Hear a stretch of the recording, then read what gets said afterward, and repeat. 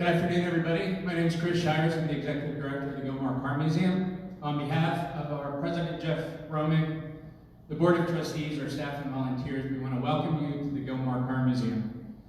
I know today we've got a much wider audience participating in our very first lecture series live event, national and global. So we very much encourage you to visit if you've not been to the Gilmore Car Museum before. It is the #1 car museum in the country.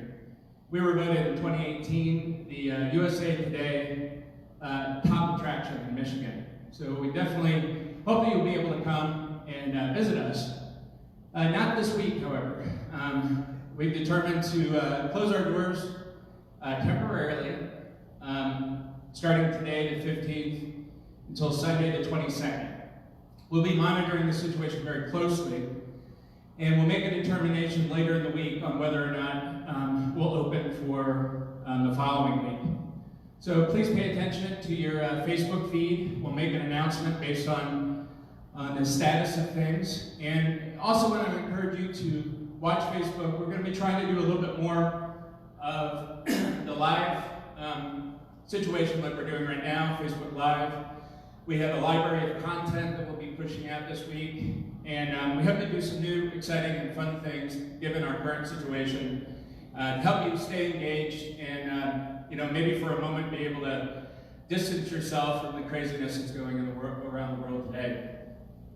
I want to introduce my colleague here, Fred Holgren, who is the Director of Education, and he is the MC and the maestro of our lecture series.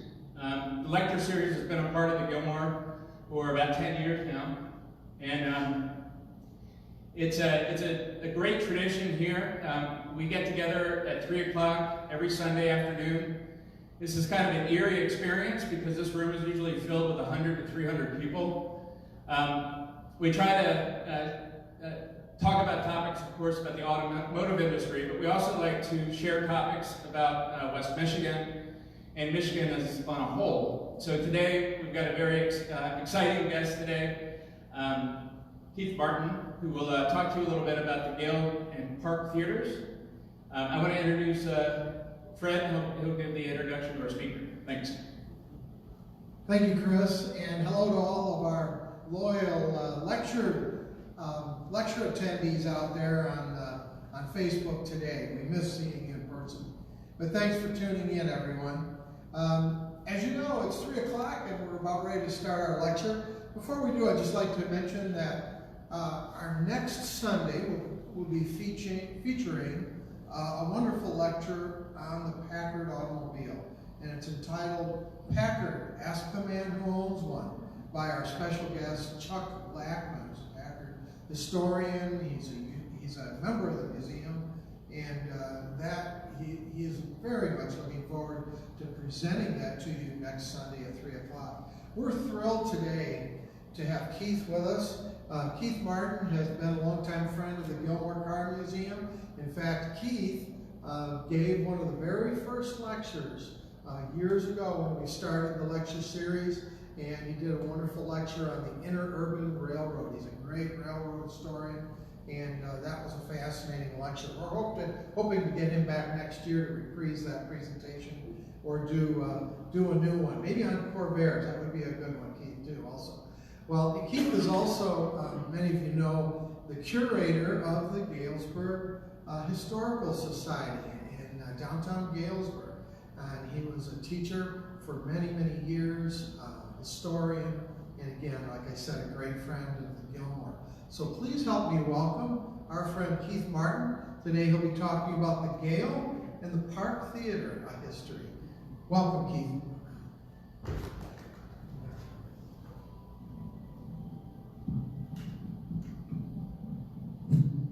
Thank you, Fred, for that nice introduction. My first frame kind of shows a little bit of who I am. I did teach school at the Galesburg Historical Schools for 35 years, and because I love vehicles, I drove a school bus for 46 years. So I have a Corvair black you can see in the lower right. One of my favorite Corvairs, my Ramside pickup. So this topic kind of fits right into my obsession since retiring from teaching and bus driving of attending movies at the movie theaters. An example, in 2018, I went to the theater 91 times and I saw 62 different movies. In 2019, because of the change in offerings, I call it, I only saw 45 movies. And this year, 2020, it doesn't look too well for me. I've only seen about 10 so far, but I still love to go to the movies. And when time permits, I attend as many movie theaters that I can in small towns. One of my favorites is a remodeled theater in Howell, Michigan. It's just west of Brighton or north of Pinckney, where my daughter lives. Another favorite's located in Encinitas, California. And I also like to attend a small theater in Durango, Colorado, where while I'm watching the movie, I can sometimes hear the steam locomotives leaving town on their way to Silverton. So let's get started with the Gale Theater and Recreation.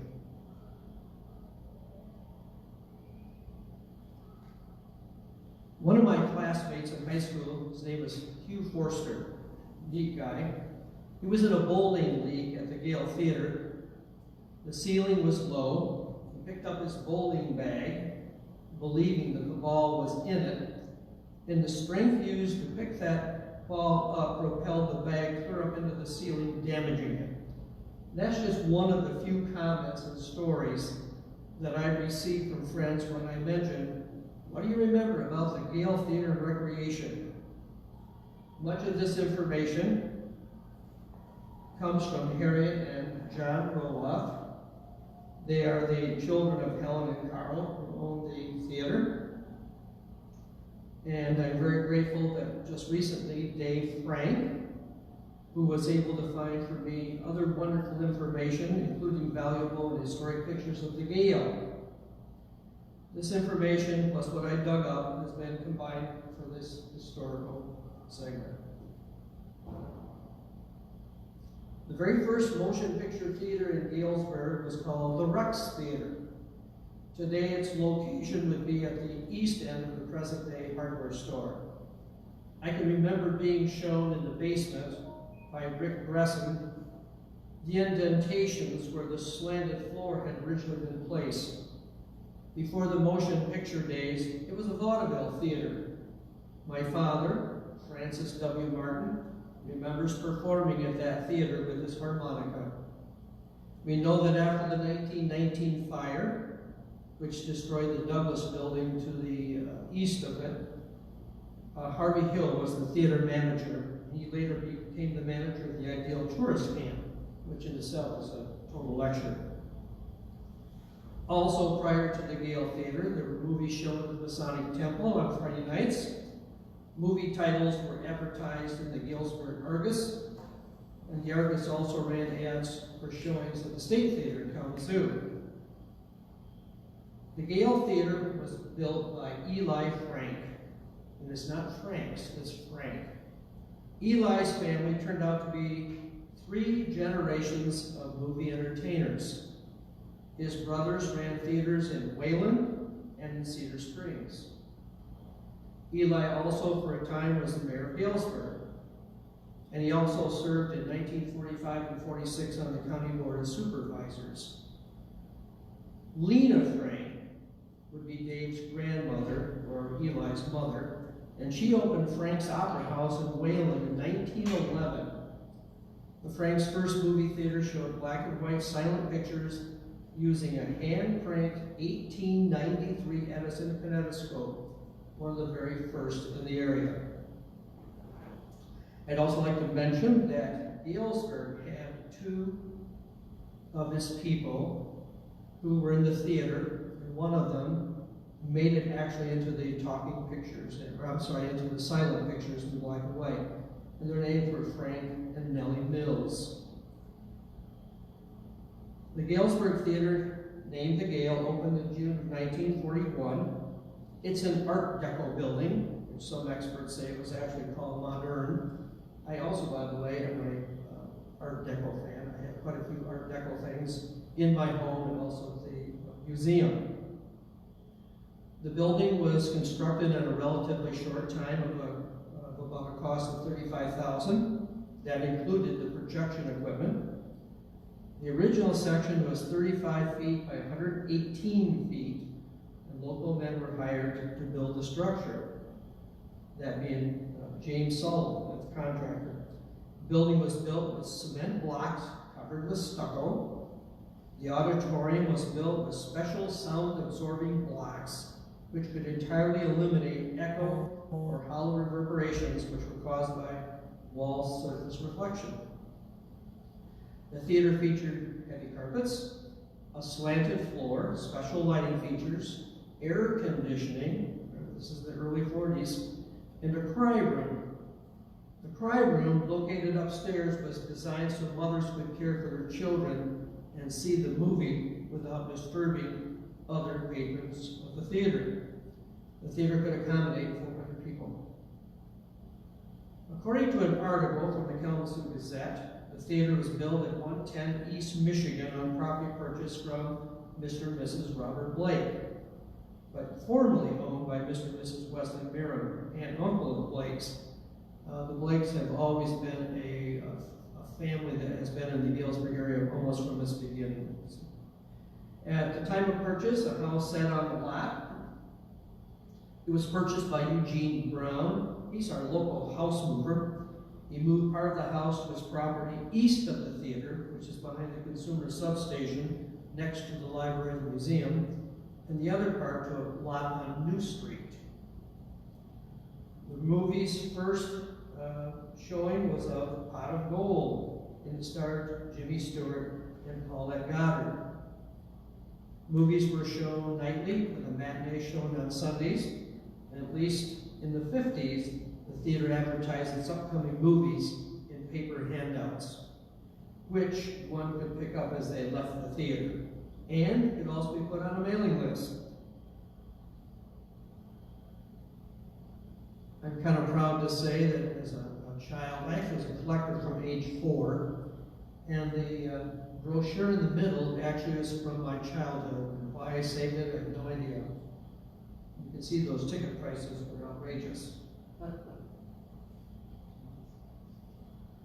The poster on the left, I believe, was found in K. Maxon Agency in Galesburg was remodeling. He found it on top of a safe.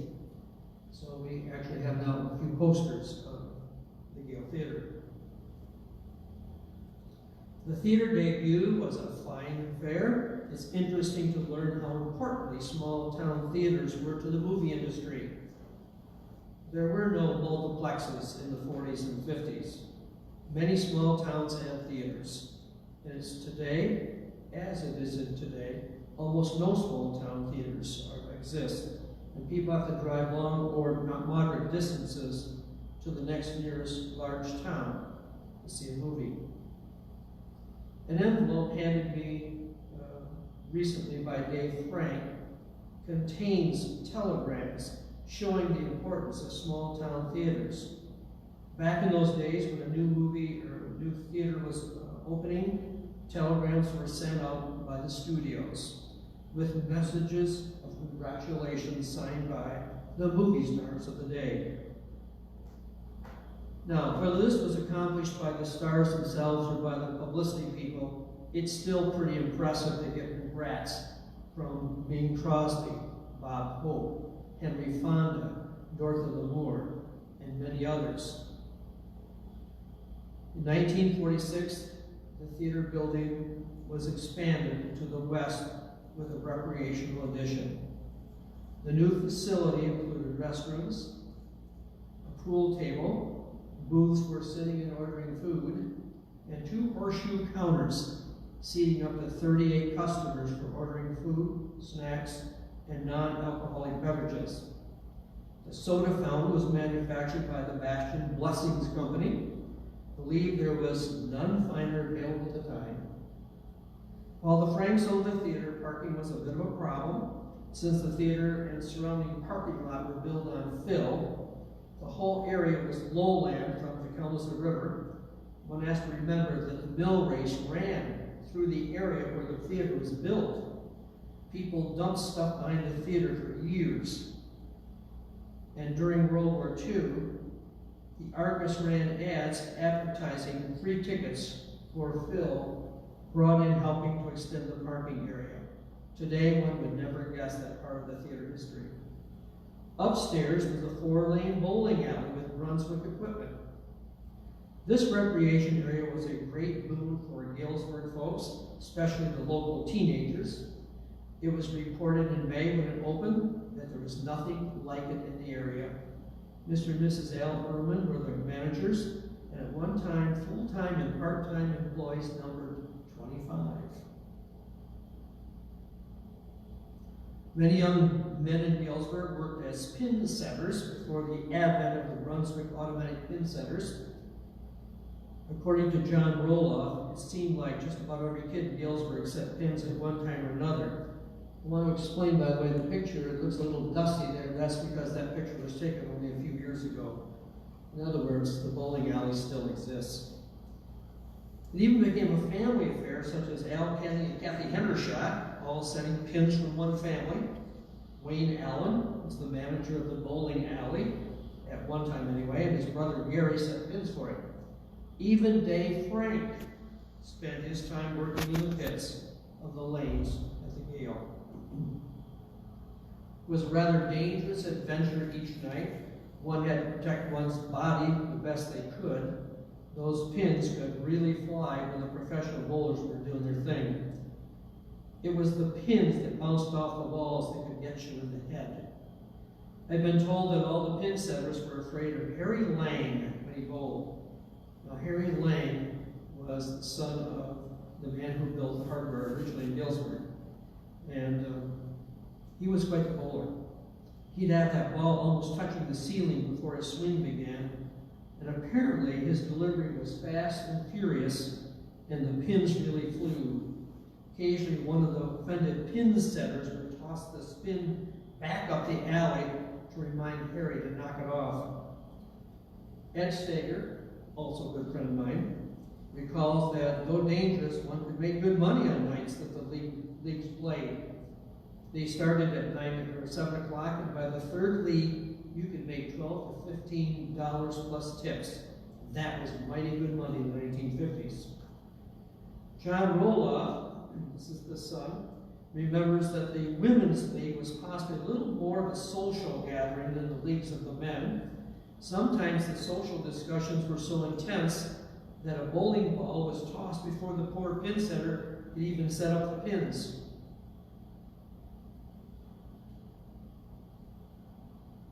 This is a picture taken by a professional just as it opened in 1946. So it was, excuse me, it was on January 1st, 1948 that Carl and Helen Roloff took over the Gale after purchasing it. But to regress a bit, Carl was a silent partner with Grant Johnston in Grant's department store.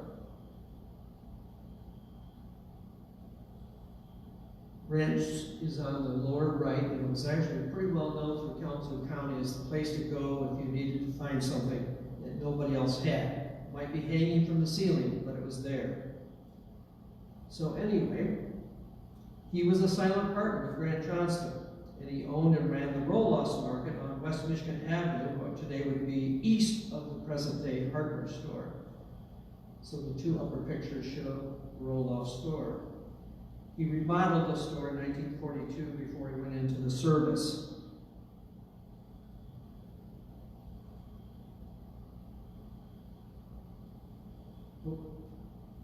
Here's the back one. Carl served 4 years in the Army during World War II. He returned in 1947, his last duty being on Okinawa, helping to secure the island with the troops. While gone, the store was in the capable hands of Sylvia Kelly and Al Mallett, who later had Mallett's Market, and Les Carpenter, who had a meat market. Upon return, he sold his interest in Grant's, sold the grocery store to Jim Buckley, married his climax gal, Ellen Pete, and honeymooned in northern Michigan. There's Carl's buddies. Apparently he liked his time in the service.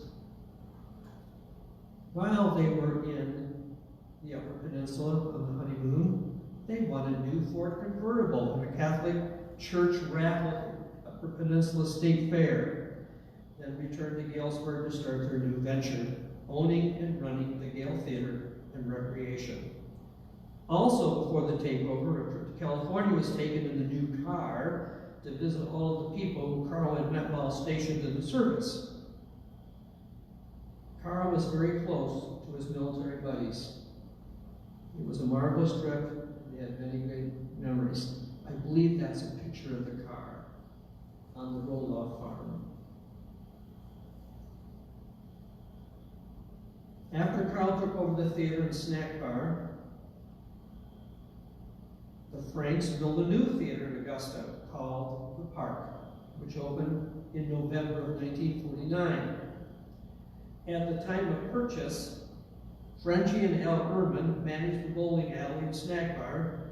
Bob McBarnes operated the movie projector, and his wife Agnes sold tickets to the movies. Even Grandpa John Roloff got in on the act and for a time was a ticket taker. Hill's father also collected tickets for a time.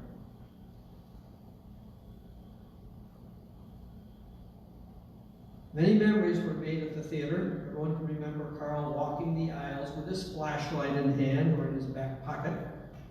In the mid-50s, I can remember paying 17 cents for my ticket and hoping I had enough money to purchase candy from the vending machine just inside the door to the right. Back in the 50s, the Gale was famous for hosting the annual Saturday Christmas party sponsored by the Galesburg Lions Club. Besides the movie, there was a lot of candy handed out, plus drawings for presents, including bicycles. It was a really big deal, and many children from struggling families were there, always hoping for some special gift. In a recent conversation with Russ Hawkins, it was obvious that this party each year was a strong memory. He said the place was just packed with kids and he couldn't figure out where they all came from. It was a big deal. It was reported that in December of 1953, a 3D and wide screen was installed at the theater. Then in 1954, there was a fire which caused extensive damage to the recreation end of the building. A lot less on the theater end. But repairs were made and the business carried on. It was believed that the fire was started in an air duct that was built of fiberboard. It probably had something to do with shortages in materials following the war. Normally ducts are constructed of sheet metal. It was suspected that someone in the pin setting area, smoking was prohibited, was smoking and tossed a cigarette in the air duct in fear of being discovered. The entire building was successfully evacuated without injury. Harriet recalls the night of the fire. Her father locked her in the ticket office, and when he came back for her, they walked across the street, and Carl just held her and watched the event. Harriet remembers wanting to go with her dad to the theater at night and being told, "Not tonight." So she hid in the back of her dad's car and popped out when they got there. He would laugh at that. Her memory was sitting next to people she knew, hoping they would share their candy. They usually did.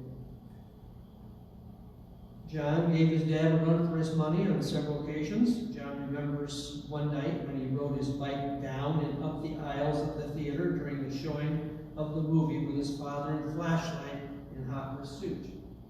John also recalls that the popular singer Del Shannon used to hang out at the snack bar in the back room, playing his guitar while others played pool. If you remember, one of Del Shannon's most popular songs was Runaway. The Del Shannon Museum is located today in Coopersville, Michigan, just west of Grand Rapids. The snack bar was a very popular place in Galesburg for young people to hang out. Helen remembers, contrary to what some people might want to believe, that the youth were well supervised. Drinking and smoking were not permitted. The two pinball machines and the pool tables were very popular. as well as the jukebox, playing the tunes of the time. Their favorite beverage was, nobody will guess this one, Sundrop. And the food menu included hamburgers, hot dogs, french fries, and onion rings. Also popular were the homemade pies that Helen baked and served. The roll-offs often mentioned that they were glad not to have had to deal with the drugs that came later to teenagers. When the snack bar was first opened by the Frank family, there were only two major ice cream producers in the area, Swift and Arctic. It was the opinion of the tasting committee that Swift was the better of the two, and so it was featured at the new snack bar. One memory of Barb Johnston Eldridge, daughter of Grant Johnston, regarding the snack bar was the sound of the pins overhead constantly being knocked down. I'm sure that memory is a memory of many people in the area. As mentioned earlier, bowling was very popular. Under roll-off management, both men and women leagues were formed and leagues bowled during the week.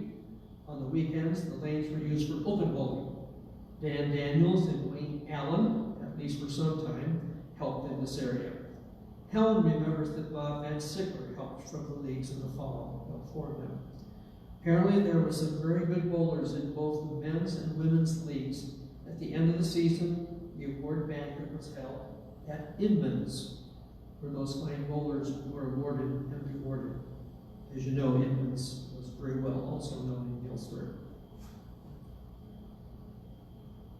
There were several projectionists at the theater over the years. Projections included Bob McBarnes, Cal Demigas, Ed Greer, Jim Bolton, and Ed Glady. I believe all of those people have passed on. Mike Carpenter, who is a friend of mine, he's a builder and works for the city of Galesburg as a building inspector, recalls that when the Greyhound bus stopped in the Burg, Cecil Burge might be the driver, by the way, he was from Galesburg, films in metal containers were sometimes unloaded and taken into the Sinclair station for pickup by the Gale Theater people. Mike Carpenter's dad owned that gas station.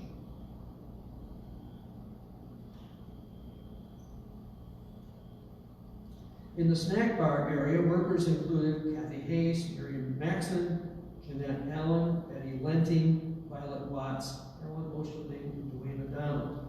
The reason I mention these names is quite often there are people in the audience who actually are related to some of those people, and they really get a kick out of hearing their parents' names mentioned. These were the regulars, but of course others worked there for shorter periods of time. Harriet, again, worked in the theater on Friday and Saturday nights from the time she was in the 6th grade right into high school. She had begged her dad to let her clean the theater and make popcorn. Helen remembers what a wonderful job Isla Fry did at the ticket window. She had a great personality, which was very pleasant to the customers. The final memory of Harriet was that her dad was a good friend of Bill Knapp.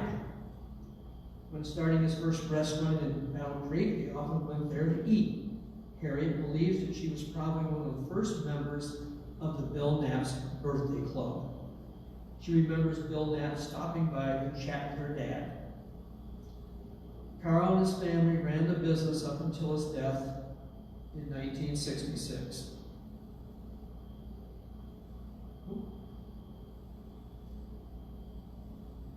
Carl suffered a fatal heart attack while vacationing in northern Michigan. His wife, with encouragement from Betty Lenning and Violet Watts, continued to run the business.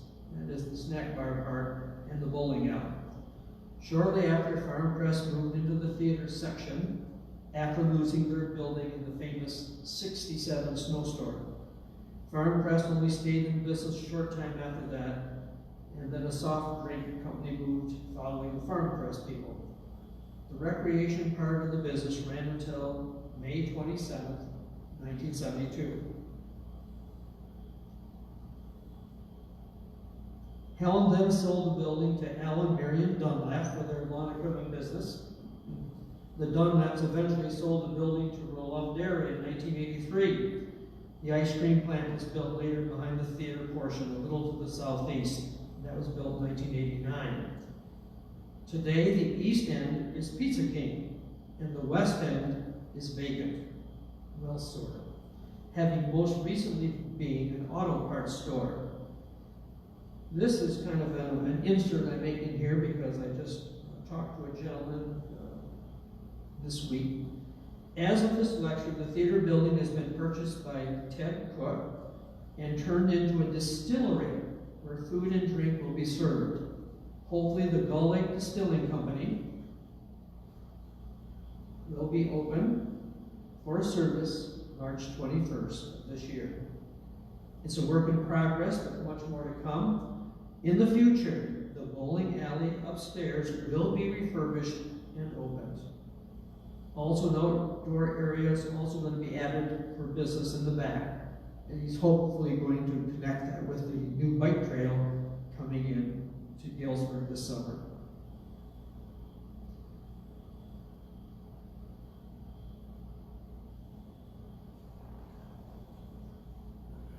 Just a few interesting things to be said about Mrs. Roloff, former Helen P.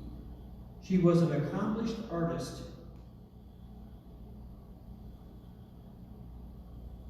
And she's also, let me show these, where we go. She's also related to Dick Martin of the famous TV show, Laughing. Martin's show ran from 1968 until 1973. He was originally from Battle Creek, but had very fond memories of both Galesburg and Augusta. Everybody remembers Laughing. They were alive then. Yeah.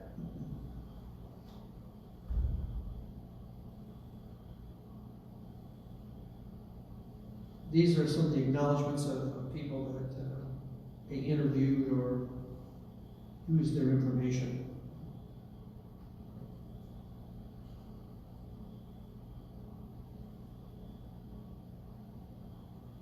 Okay, let's move on then to the Park Theater.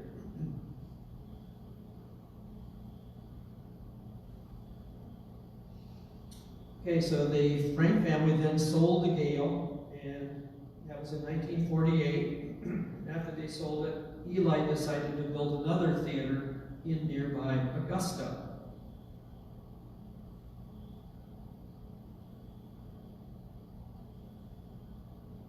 Now, Augusta is about 4 miles away, and they're not too far away from the Gale. The spot chosen was the site of the old USO building located at 108 East Clinton Street, just south of the village park, thus the park. The fireplace and chimney were rescued and used when the theater was built. Dave says the USO building was moved to Western Michigan University just after World War II to be used for Western's ROTC program. So not only was the location historic, but the park would be the last single-screen theater built in Galesburg County and the last to survive. The building's design was considered, again, to be Art Deco, though technically considered modern, which was a period between Art Deco and modern. The theater was built to seat 432 people.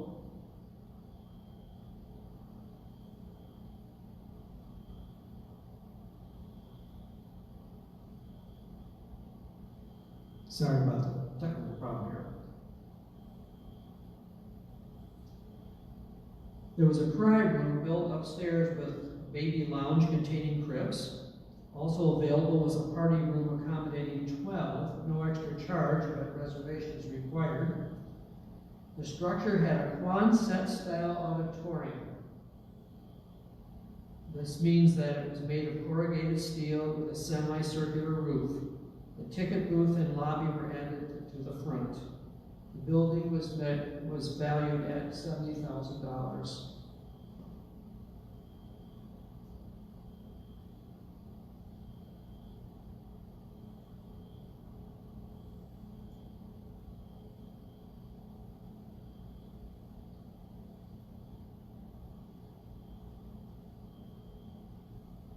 Sorry, we're having trouble with the remote here.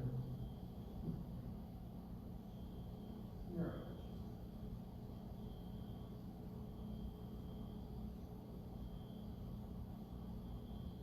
The interior was modern and designed with decorations in pastel corals and turquoise.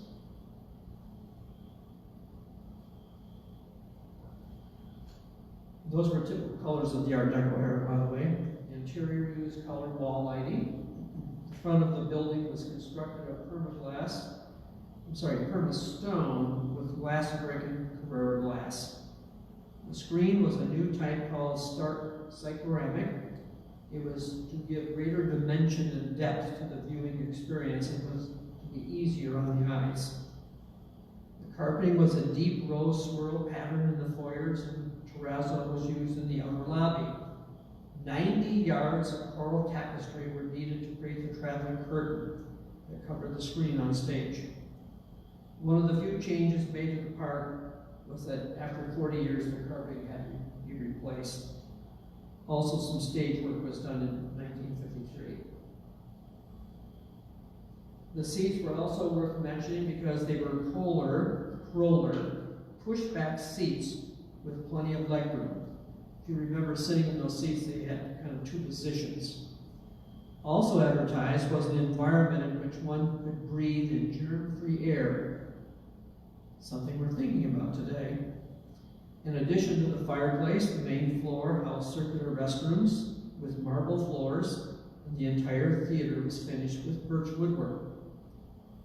Over the years, Dave had even kept the building's blueprints and samples of the cloth used in the making of the theater seats, which you can see on the right. Theater opened on November 23rd and 24th of 1949, showing the movie The Red Pony. This was a Wednesday and Thursday night, and then the next two nights, Friday and Saturday, the movie Yellow Sky was shown, starring John Wayne, Gail Russell, and Big Young.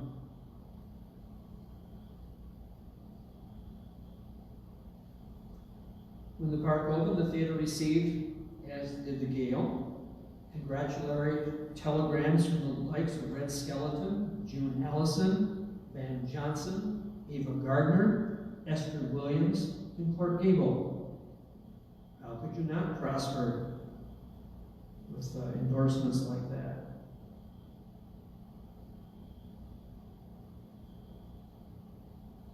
Dave purchased the theater from his father in 1957, being the third generation, after having spent most of his life around the building. Dave loves to reminisce that he learned at an early age how to thread the projector by starting at the bottom end because he wasn't tall enough to reach the top.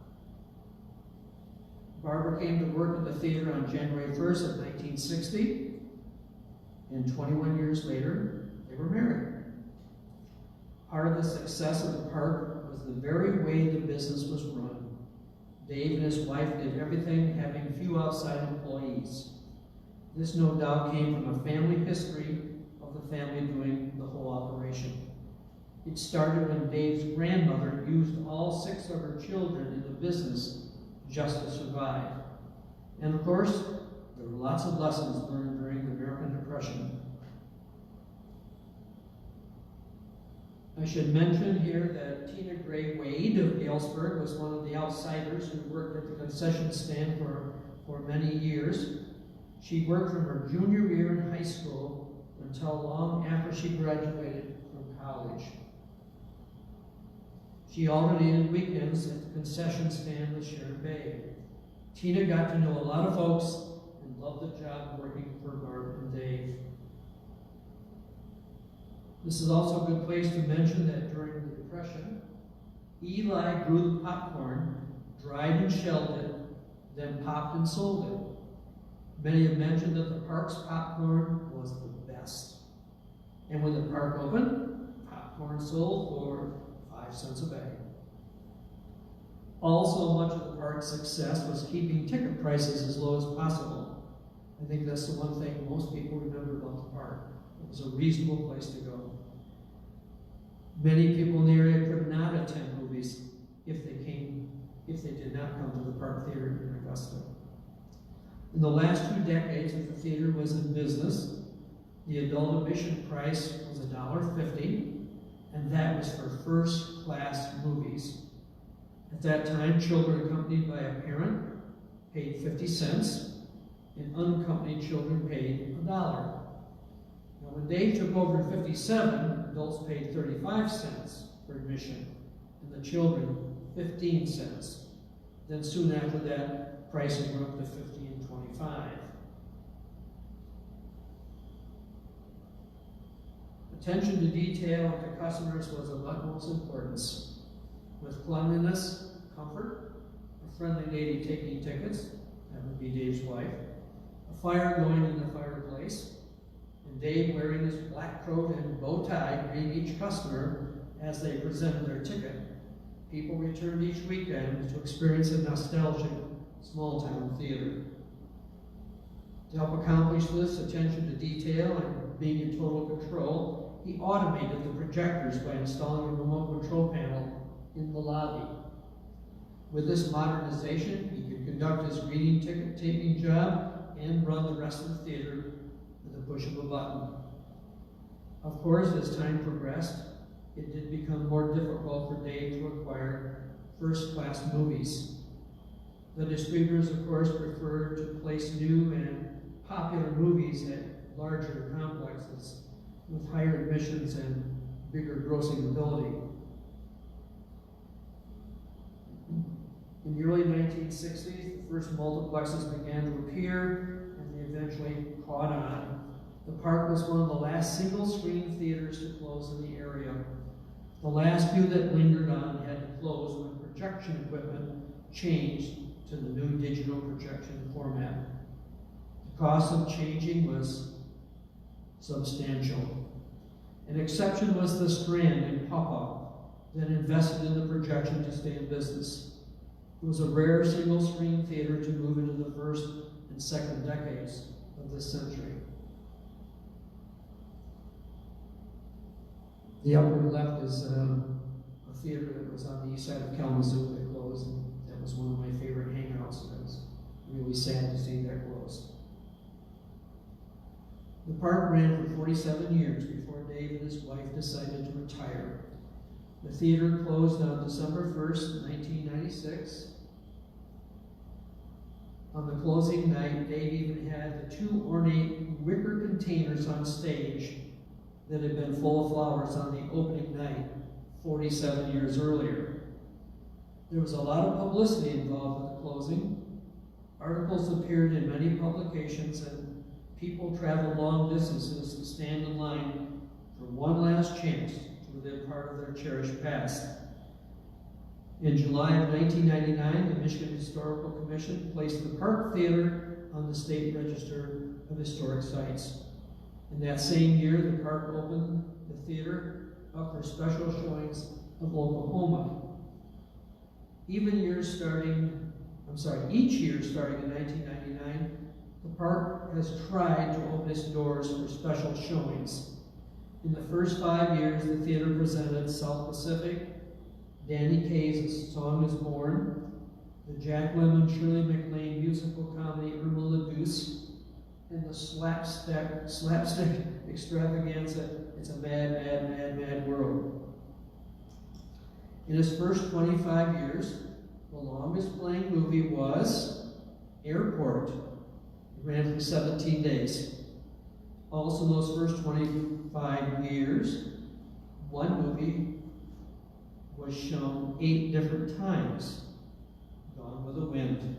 And every time it was shown, it had heavy patronage.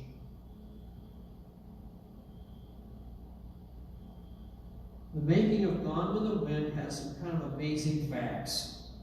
Clark Gable was the only male even considered to play Rhett Butler, while the female role took an exhaustive 2 years to conduct, and they interviewed over 1,400 actresses before choosing Vivian Lee.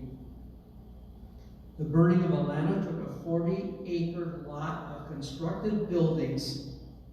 They had to hire 1,200 extras for one scene that could only be shot once. It should be mentioned that the park originally was open 7 days a week. It was about 1954 when television became so very popular that the theater reduced its schedule to Friday, Saturday, and Sunday. And I always remember the one program that probably did the most damage to theaters. That was I Love Lucy.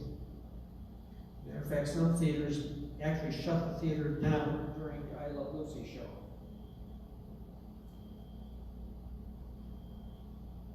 Then it went just to Fridays, Saturdays, and Sundays. It continued that way until it's closing.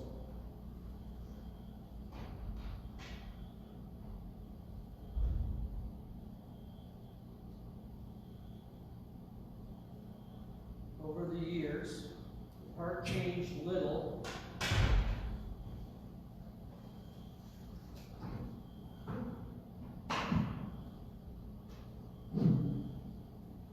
It changed very little, except for some lobby changes, and some stage work, and a new brick exterior. One of Dave's most prized possessions is an Edison kinetoscope manufactured in 1893 and used by his grandmother in her 1911 opera house in Wayland. Dave rebuilt and often placed it on display in the lobby of the theater. It was hand cranked. It was one of the first movie projectors, and he still owns it. Over the years, the Franks have met many wonderful people who have patronized the business since the theater was built. Even family generations have attended. Dave and Barbara consider many of these people practically family. Lynn and Gary Blair,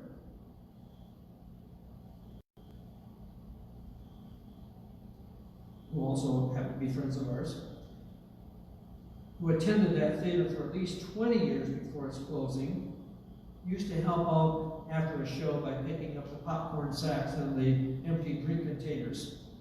After the park closed its regular seasons, the Blairs helped the Franks to open the theater for those yearly special presentations. So, this is the kind of dedication that people have had for the Franks in the Park Theater. Rose Bukowski, who ran Ted's Restaurant around the corner for 47 years, great place to get a greasy hamburger, attended the park since it opened in '49. Her daughter, Roseanne, also was raised on Park Theater movies. She recalls that she attended nearly every movie when movies changed. The Bukowskis remember fondly how Eli and Dave did not tolerate any nonsense from unruly children. It was Dave and that flashlight who were legendary among young moviegoers, and sending those types of kids out of the theater made the movie a lot more pleasant for everyone else. Roseanne also remembers fondly the annual Christmas party, just like in Galesburg, that the Franks held before Christmas. The movie was free, everyone received a bag of candy, and there were giveaway gifts like bicycles. And finally, she recalls an Augustonian businessman who ran a hardware and harness shop in Augusta, who regularly attended movies and sat in the second row on the east side of the theater. Whether Dave knew it or not, and he certainly must have known, the old man brought his own spittoon, and he used it. None of the regular kids wanted to be anywhere near him or that smell. The park has been recognized not only as an historic site, but by the state with an honorary tribute. 1997, Dave and Barbara received a special award from the Galesburg Augusta Community Forum for their caring for our community.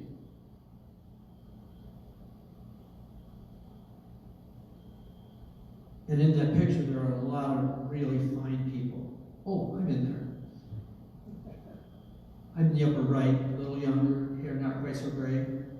The two people on the far left, wonderful people that were part of the Galesburg Augusta Community Schools. Ruth Burrow on the lower left started our whole library system, and her husband was the long-standing 17-year principal of the high school and was one of the most fabulous history teachers that I ever had. And I had the likes of Willis Dunbar. And of course we have Dave and his wife in the lower right, and a student in the middle upper. Today the Park Theater remains in place looking like it could open just about any minute. It's truly a small town historic museum. Several generations of historic cameras, of course, are still upstairs in the projection room. And other than having to put modern digital projection into those rooms, that Park Theater could be humming again soon. Nobody knows the future of that Park Theater. Dave Frank is still alive. He's in Florida right now. He's missed both presentations I've made of this. I'm probably going to have to do a special one for him in Augusta. I don't know whether Dave someday will sell the park to someone who might be able to open it. We can only hope so. Village of Augusta loves the Franks.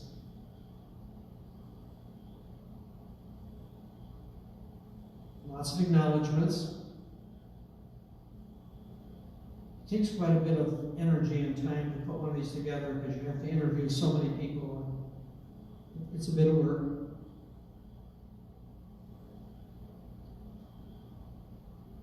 I can go get this back.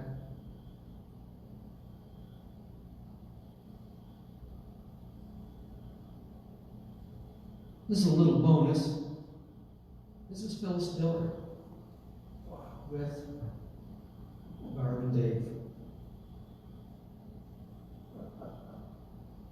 1969. And the park is always a great backdrop for old cars and whatever. And so that concludes the information that I've been able to gather on the Gale Theater in Galesburg and the Park Theater in Augusta. Thank you so much.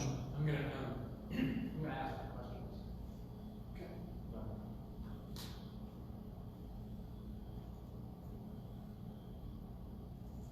Yeah, we may have questions from Facebook for you, which would be really cool. We'll do our best to answer them. I think the lighting on the front of the theater is just wonderful with classic cars down in front. Yes. Yeah. It's really well, thank you for such a wonderful job. Everything you do is so historically enriching. So Well, thank you.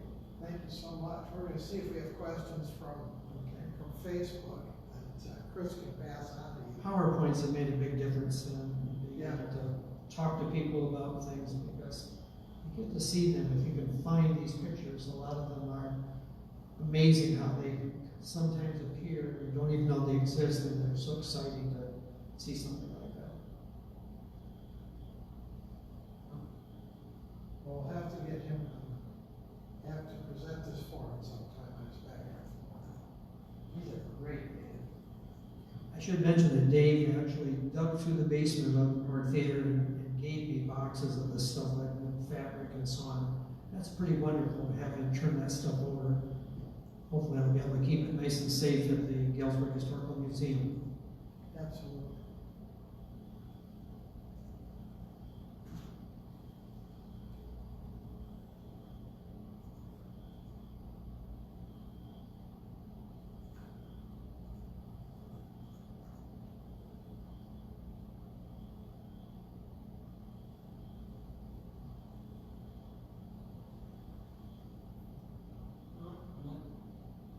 I remember going to, I remember when they'd open up for weekends, and I remember paying $1.25 to go to the movie.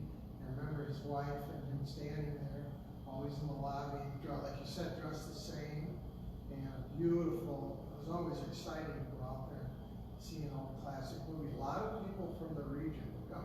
Gull Lake people, Battle Creek people, Kalamazoo people, Galesburg, Augusta folks always come, of course, but it was beautiful.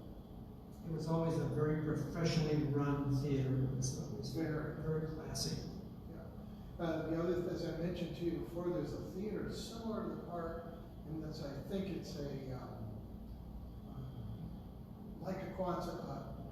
It's in, I think that theater is up north in Elk Rapids. And it's run by a retired music teacher. And he plays the piano and he hires music students to work there for the summer. And I don't think it's open.